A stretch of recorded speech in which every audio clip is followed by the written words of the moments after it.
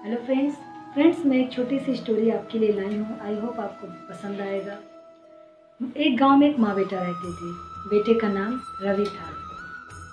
वह नौकरी करता था और उसकी अभी जल्दी ही शादी हुई थी।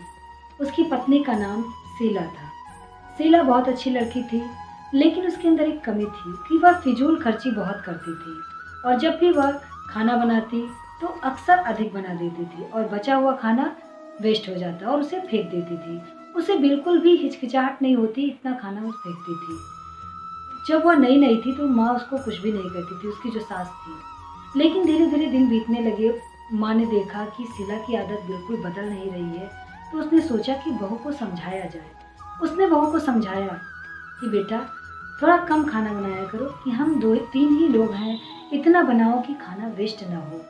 पहले तो शीला ने इग्नोर कर दिया, लेकिन जब इतने पर भी शीला नहीं समझी तो मम्मी उसे बार बार टोकने लगी। लेकिन शीला समझती ही नहीं थी, बल्कि और नाराज हो जाती थी।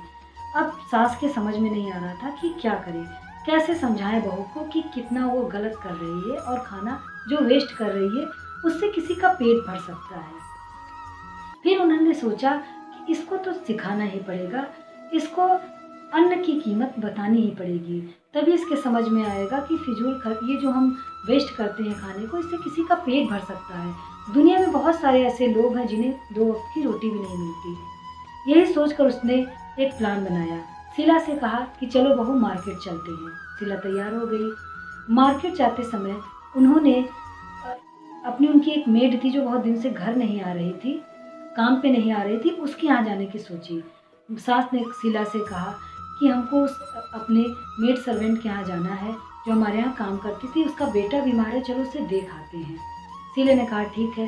शीला और मम्मी दोनों चली गई उसको देखने के लिए। शीला बहुत ही थोड़ा नखरे वाली थी और उसे छोटे लोग के घर में ज़्यादा पसंद नहीं था, इसलिए वो अंदर घुसी नहीं, वो बाहर ही खड़ी थी। लेकिन उसकी सास अंदर गई और बाहर से शीला देख रही थी कि उसके घर अंदर बिस्तर पे बहुत ही पतला सा बच्चा लेटा है।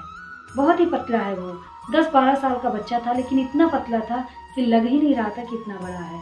जैसे ही उसकी सास अंदर गई, जो उनकी सर्वेंट थी वो उनको देखकर बहुत ही रोने लगी और बताने लगी कि कितनी परेशानी है इन दिनों, बेटे के इलाज के लिए बहुत परेशान है, जितना भी पैसा था सब उसने इलाज में खर्च कर दिया और अब उनके पास कुछ भी नहीं है जिससे वो अपना गुजारा कर सके।